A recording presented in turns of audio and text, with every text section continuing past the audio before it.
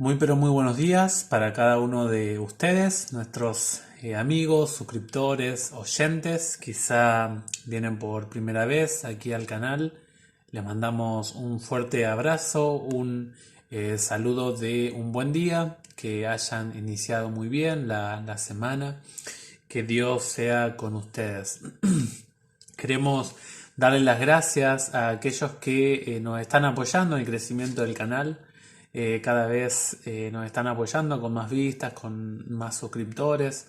Bueno, lo hemos empezado hace poquito, tengo ayuda técnica, así que por eso hablo generalmente en plural.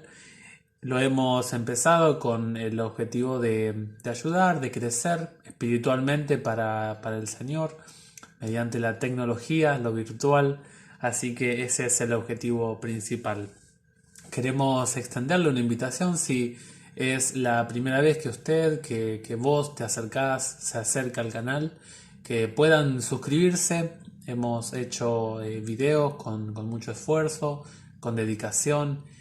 Cada video lleva su tiempo, así que los invitamos a aquellos que quieran suscribirse, que esto es para tener dos objetivos básicamente. En primer lugar es para que en YouTube nos posicionemos para que la gente pueda acceder a la palabra del Señor, al conocimiento bíblico, y también para seguir cumpliendo con el mandato de Jesús de predicar el Evangelio a toda nación, tribu, lengua y pueblo. En este día nos toca estudiar, seguimos analizando, vamos en el viaje, en la caminata de los Salmos, seguimos con nuestro estudio bíblico diario para fortalecer nuestra comunión, nuestra vida con el Señor. Así que vamos a orar y vamos a estudiar un poquito este salmo. Querido Padre que estás en el cielo, te damos muchísimas gracias por permitirnos en esta hora, en este momento, poder estar con nuestros amigos, con nuestros hermanos, hermanas, poder extenderles un saludo, un abrazo por medio de la tecnología, y solicitamos, oh Dios, que este día sea de bendición, que estés con nosotros en cada actividad que hagamos, y te pedimos por favor, Señor, que nos acompañes en él de manera especial a cada uno de ellos. Te pedimos esto rogando que tu palabra nos haga bien, que sea de crecimiento, y oramos en el nombre de Jesús. Amén. Amén. Muy bien, tenemos el Salmo 141, tenemos un esquemita que estamos tratando de continuar todos los días con cada capítulo que vamos leyendo. Tenemos algunos elementos de cómo acercarnos al Salmo, luego vemos las divisiones para que uno sepa cómo se estructura el Salmo, y luego sacamos algunas lecciones, algunas explicaciones de cada una de esas partes dentro de los versículos que componen esas partes. Cuando uno se acerca al Salmo de hoy, al Salmo 141, debemos recordar que está dentro del paquete de 8 salmos que hizo el rey David, que son del 138 al 145. Los que estamos viendo son del 140 al 143, que son 4 salmos que tienen un perfil de súplica, de plegaria a Dios, y generalmente el perfil más común, si bien tienen elementos particulares cada uno de estos salmos, el salmo de hoy tiene algo distinto. El salmo de hoy es una plegaria, es una oración donde se solicita ayuda a Dios, se solicita dirección, es un lamento, es un clamor, es una súplica de parte del salmista, que indica que ha sufrido este hombre, ha sufrido en manos de impíos poderosos de Israel. Es decir, es un lamento que indica angustia de parte del autor. Pero este salmo no toma la forma común de todos los otros, de solicitar ayuda a Dios específicamente, ¿no? Porque también solicita ayuda a Dios en este salmo, obviamente, pero específicamente el salmista en este salmo habla de, le hace un pedido a Dios, que Dios le otorgue fuerzas a él para no ceder ante las seducciones pecaminosas de los impíos. El salmista le pide al Señor que le dé las fuerzas, que le dé el autocontrol para su lengua, o sea, sus palabras, para su corazón, o sea, para qué tipo de pensamientos va a tener el salmista.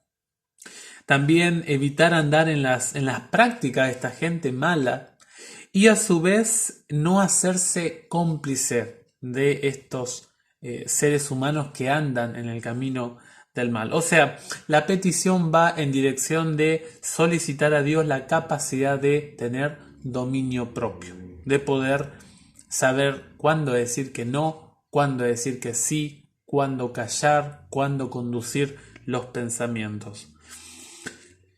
La oración va en esa línea, en solicitar a Dios resguardo para no ser influenciado por el impío. Bien, las partes del salmo son 3, es un salmo relativamente corto, hay un par de textos complicados, ¿sí? Que requeriría un poquito más de estudio, que ustedes lo pueden analizar más en profundidad, pero hay un par de textos un tanto oscuros, que inclusive algunas versiones de la Biblia lo catalogan como un texto un tanto oscuro. Pero básicamente tiene la primera sección, el versículo 1 y 2. La sección primera habla de el pedido, el solicitar que hace el salmista de la atención de Dios. Quiere llamar la atención de Dios de manera muy clara, muy marcada. Los versículos 3 al 5, ustedes van a ver de que él solicita de que Dios lo libre de la tentación, que Dios actúe en el favor del salmista, otorgándole la liberación de caer o de ceder a la tentación que le alcanza. Y los versos del 6 al 10, estos versículos son una súplica a Dios por la erradicación, o sea, el sacar, el eliminar, y también la caída del malvado. Justamente esta sección habla del pensamiento que tienen los malvados hacia el rey, las palabras que escuchan estos hombres, la caída del rey y la confianza que tiene el rey o el salmista para solicitarle a Dios su auxilio. Si ustedes miran un poquito en los versículos 1 y 2, noten ustedes que en el versículo 1 específicamente se utilizan verbos que indican una alta carga de urgencia. Noten ustedes allí, por ejemplo, se usa clamar, se usa Señor, apresúrate, se utiliza también escuchar, también se utiliza invocar, es llamar desde adentro hacia afuera a alguien para que venga. Es decir, que son verbos, son palabras que indican una alta carga de necesidad urgente, inmediata. Aquí en el versículo se indica la charla entre el salmista y Dios, y esto es algo que se da muchísimo porque el salmista tiene una charla íntima con Dios donde le suplica, donde prácticamente le exige que le atienda la oración, ¿no? Señor, te estoy clamando, no me escuchás, no me oís. Es decir, que hay una alta carga de intimidad en estas palabras. Es decir, que esto tenemos que tenerlo en cuenta también. Y acá se percibe el fervor en la oración. Se percibe la intensidad, el ímpetu con el que ora el rey David. Y esa es una de sus cualidades como cristiano, ¿no? Como servidor del Señor. Es una característica que indica sensibilidad de parte del rey hacia la persona de Dios. Indica que en la cámara de audiencia de Dios, el salmista hablaba honestamente con Dios. Le criticaba cosas, le cuestionaba, le preguntaba, oraba por la obstrucción de los planes de los impíos, cosas muy, muy sinceras para con el Señor. Luego en el verso 2, si ustedes allí lo tienen a mano, Dentro de la oración utiliza elementos del santuario terrenal. Generalmente no se estudia mucho hoy en día el tema del santuario terrenal, pero en la oración se toman las figuras del santuario, se lo relaciona con la oración, el incienso y la ofrenda. Es decir, se hace una conexión muy interesante entre una plegaria y lo que significa una ofrenda y también lo que es el incienso. Si uno investiga un poquito, ustedes buscan lo que es incienso en una concordancia o en un diccionario bíblico, para ver de allí en Éxodo 30, desde Éxodo 25 comienza todo la estructura, el armamento del santuario terrenal.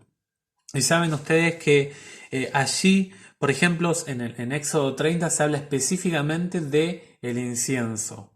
Y hay algunos detalles interesantes del incienso para comprender el concepto que tiene el salmista. ¿Por qué usa el salmista esta comparación de una plegaria con el incienso o lo lleva al campo del santuario? Bueno, ustedes pueden leer allí en Éxodo 30, 34 al 38. Tiene algunos detalles lindos lo que era el incienso. Saben, eran una combinación de hierbas medidas con medidas exactas, únicas, que le dio Dios a Moisés. Y producía esa mezcla de hierbas un olor grato, un olor que llenaba el ambiente del santuario.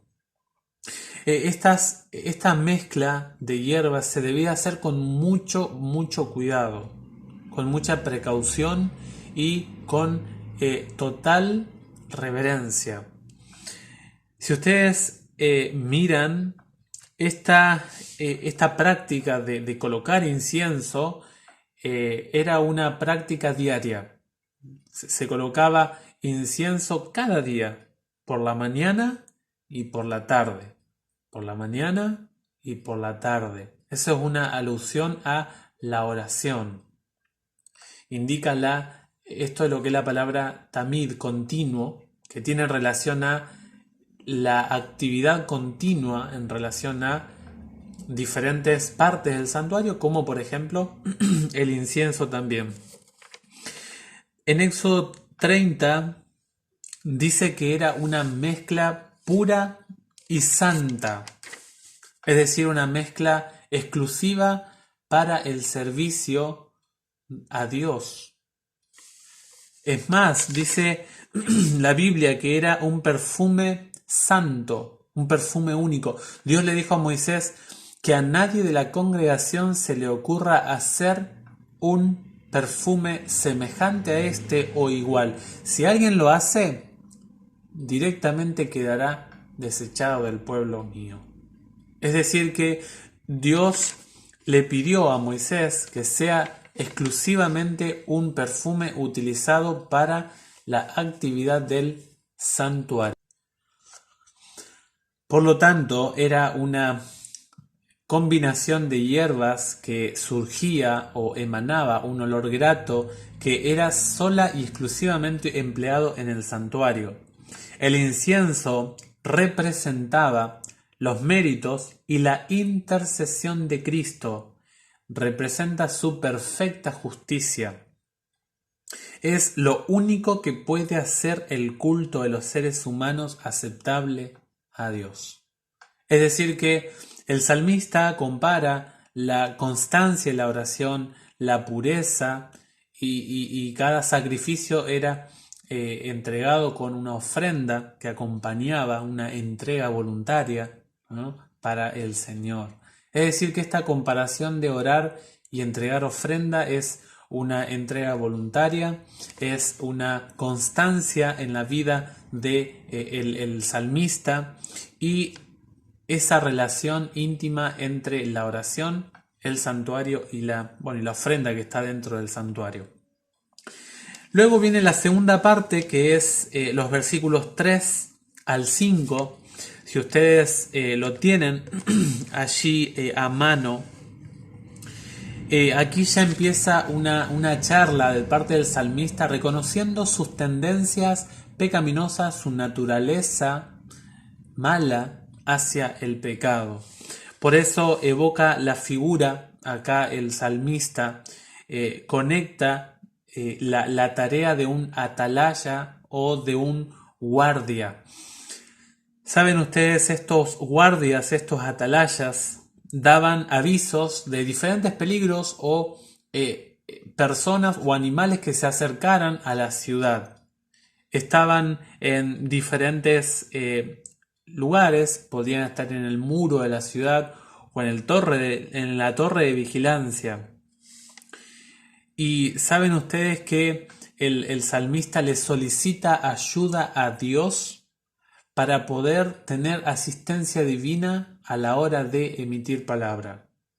Saben, nosotros abrimos aproximadamente un promedio general, abrimos la boca en el día 700 veces. 700 veces. Y el salmista pide ayuda al Señor para hablar de manera correcta. Y ya lo había solicitado en el capítulo 140, el salmo anterior, pero ante la violencia del habla de los enemigos. Ahora le solicita a Dios para su propia lengua. Y acá se puede hacer un simbolismo, una representación o una tipología de la tarea de los líderes. Los líderes tienen la responsabilidad de solicitar ayuda al Señor de lo que hablan, de lo que dicen, de las palabras que emplean. Y es por eso que la Biblia habla muchísimo de la lengua, muchísimo de las palabras. Habla muchísimo de la manera de comunicar que tenemos cada uno de nosotros. Y es más, Jesús dijo que evaluar las palabras me va a dar una conclusión de lo que hay en mi corazón. Y eso es importante, ¿sí? Bien, en el versículo 4 el salmista solicita ayuda a Dios para que no se vaya en el camino de los hombres perversos. Y esto es una petición que debiéramos tener a diario, constantemente con nosotros, porque según la Biblia el ser humano tiene un corazón torcido, un corazón que nos agrada hacer más el mal que el bien, y eso no lo podemos evitar. Y eso hay que reconocerlo por el simple hecho de los orígenes dañados de la naturaleza nuestra, que obviamente surgió con la caída de Adán y Eva. Y el salmista dice: no dejes que mis pensamientos se inclinen a la maldad o a cometer delitos con hombres perversos, labios, corazón, ser cómplice de los actos malos. Y en el versículo 5 habla de cuando hay amigos que me dicen: mirá, Ezequiel, estás por mal camino, estás por elecciones indebidas, estás tomando realmente decisiones que no son buenas para tu vida.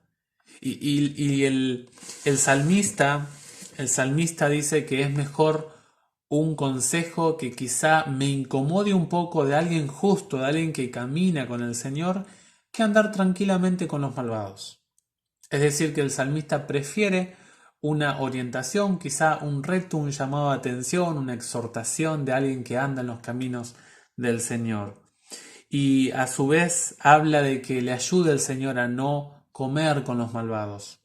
El acto de comer simboliza el compartir, el manifestar comunión, manifestar solidaridad con el que estoy comiendo. Es como darle un apoyo incondicional al que estoy acompañando o al que me hizo la invitación y yo acepté. Por eso él dice: nunca gustaré de sus manjares. La última parte del versículo 4.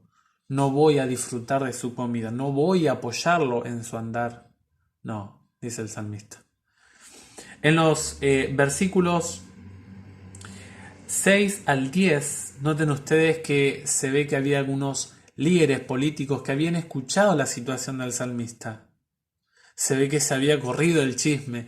Y dice la Biblia que la súplica de posibilidad de caer de parte del salmista había llegado a oídos de estos líderes políticos. Y estos líderes políticos, al escuchar la situación de posibilidad que tenía el salmista, dice que se alegraron, se complacían en los lamentos del salmista. Y ante esta situación, uno puede encontrar consuelo, puede encontrar empatía con lo que el salmista estaba sintiendo. Estos hombres se gozaban de ver la posibilidad de que el salmista fuera lastimado, fuera destrozado por una piedra, o que descendiera al sepulcro, quedara sin vida. Estos hombres eran felices con esas noticias. Pero ¿saben lo que lo consoló al salmista, al rey David?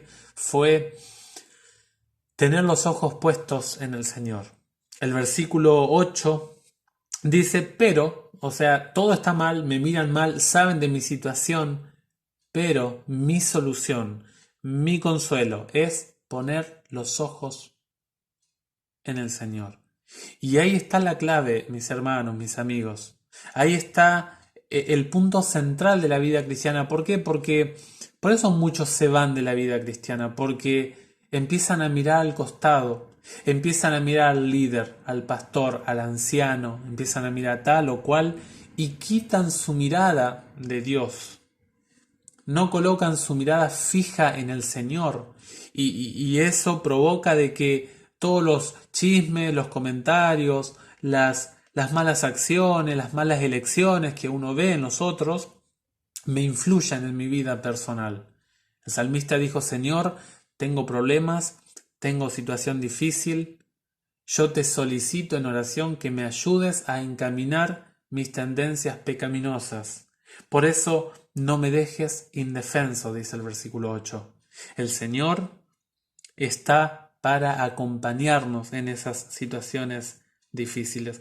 Acá está el secreto para la vida espiritual, ¿eh? Acá está el secreto para el éxito en el andar cristiano.